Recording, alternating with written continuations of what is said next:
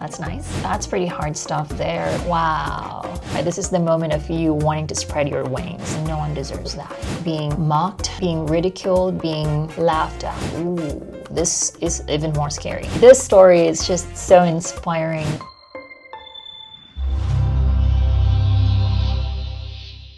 Hi beautiful souls, this is Maggie of My Transgender Date, the #1 dating app for trans women. And for today's video, we are going to do another reaction video. I am going to react to stories that we found on Reddit. I don't know yet if this is something to do with dating or trans issues in general. So let's get into it. First story is, oh, this is all about dating. A cute guy asked me out on a date because he lost a bet. Oh. That's sad. I don't like this. Here's the story. Okay, there is this guy at my work that I really like, and I have been talking for a while now. We really get along. That's nice. And I'd even considered him a friend. Aww. We have the same hobbies, and he's witty and charming, and he actually showed interest in things I had to say. The things that you have in common, like the same hobbies, and the fact that he's trying to show interest on the things that you have to say, I have a feeling that this is just an act. Anyway, so imagine how amazing it was when he asked me out to dinner. Obviously, that's like one of a trans woman's dreams, where somebody would take you out. Like, especially, we all know how difficult it is for a trans woman to find a serious relationship, much more on the first stages of it, which is dating and asking you out. Anyways, I couldn't believe it. It was literally the first time anyone has ever asked me out. Because of that, I'd been in high spirits all week, anxiously counting down the days and excited as hell. Who wouldn't be? Well, tonight was the night. I got all dolled up. Honestly, this is the most effort I've ever put into my appearance. I wanted to look absolutely perfect for him. Well, I can understand where you're coming from, but I think it's also nice if you would be putting the same amount of effort for yourself and to look absolutely perfect for yourself. So yeah. Then he calls me an hour before he's supposed to pick me up, and what does he say? That he's sorry. But he'd only asked me out because he'd lost a bet one of the other guys at the office. Apparently, the original loser's condition was to go on a date with another guy, but he was unwilling to do it, and so they agreed to a compromise. Wow. Now this is painful. A compromise, and this is, the word compromise is in between quotes. Compromise of asking out the only trans girl in the office. Cis people have such a lovely way of making me feel beautiful. I mean, who wouldn't love being the compromise in a childish game of a gay chicken? What woman doesn't enjoy being the losing prize in a football bet? Who wouldn't delight in wasting expensive makeup and hours of time to get ready for a date that was never legit to begin with?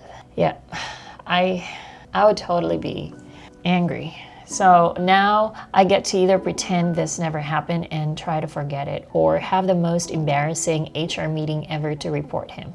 The only reason I'm posting this here instead of talking about it with my support group is because I can't work up the ability to say out loud that this actually happened. I mean, that's pretty hard stuff there if you're going to share this to people that you're comfortable sharing with, but yet the embarrassment is just unbearable, I suppose, or you're not ready to tell these group that this happened to you. I mean, it's completely understandable. It's so humiliating. First time someone has ever asked me on a date and it was all a sick joke. Can't believe I fell for it. Dating is stupid. Nothing is worth this kind of humiliation. Nobody deserves that kind of humiliation. But I also thank you for sharing this, because not everyone knows the feeling of how challenging it is for a trans woman to find a serious relationship, and much more on the first stages of dating. People who actually play with others' feelings is not new. For some reason, it's doubling the pain if you are a trans woman, knowing that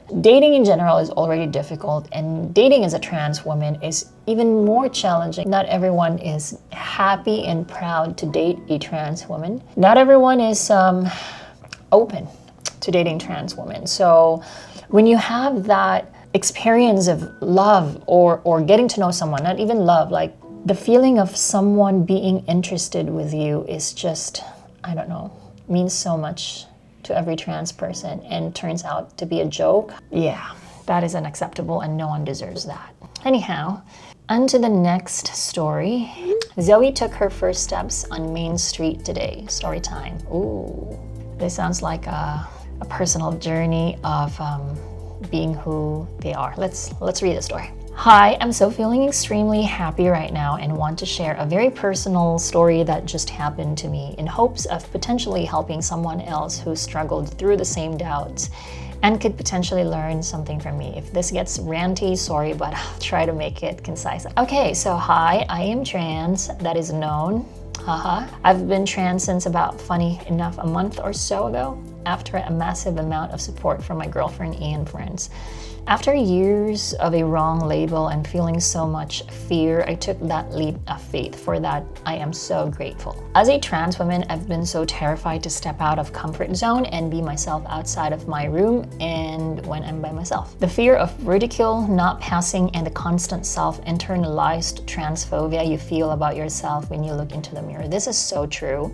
A lot of trans women can relate into this. You see the image of someone you don't wish to see, and no matter how hard you try, you'll always feel like something is off and that you don't look the part, for lack of better terms. That convinced me time and time again never to go anywhere as a woman. Oh, that is so sad. And I'm pretty sure there are also a lot of trans women can relate to who are so afraid to become the woman they are because they are afraid of being mocked, being ridiculed, being laughed at. My family and my town in West Virginia is very conservative. Most older folks, and God bless their soul, they can at times hold some iffy things. I can imagine that. There have been some violent hate against trans and LGBTQ+ in general people in this area. Ooh, this is even more scary. A couple fatal, it's not uncommon, and the discrimination is very real. But I took a leap of faith today. On this bright day where the sun was shining in my window, I sat here and I said to myself, I want to jump into the arms of fate and see what happens. A very long stretch of road connects me to a gas station. I go for snacks, drinks, etc. I've walked in hundreds of times. The cars, they know me. The cashiers, they know me. Everyone knows me in this small little town. Fake me. I decided today Main Street was going to be under the feet of the woman who wanted to go down and get her snacks without feeling uncomfortable, without having to take the way she walked, the way she talked, the way she conducted herself. I was terrified. This is the moment of you wanting to spread your wings. Yes, girl. But yet, she was terrified. For someone who's going to do that for the very first time, you must be very, very terrified. And yet people wave at me just the same. No one looked at me dirt. No slurs came out of blaring car horns. The cashier, who I've spoken to hundreds of times, who has seen the very mask I was wearing, smiled at me, took my money, and told me to have a nice day. She even complimented a scrunchie I had on my wrist. Aww.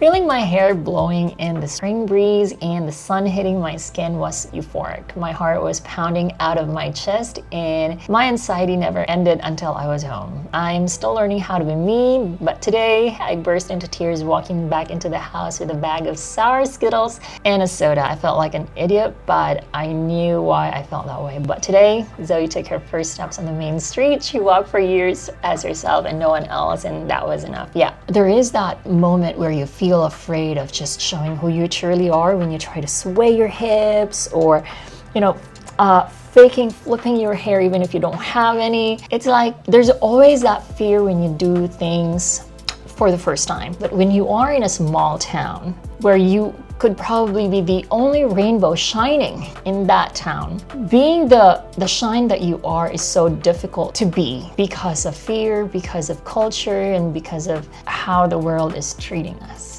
But this story is just so inspiring that when you have your support group, when you find your people, it's a lot easier to spread your wings. So to Zoe, thank you for sharing this. It's very, very beautiful, and I hope you continue spreading your wings. Storytelling is very, very powerful, and so it has been my weapon to help people understand who we truly are. So there you have it. I hope you like this, and I hope you like this reaction video that I am doing.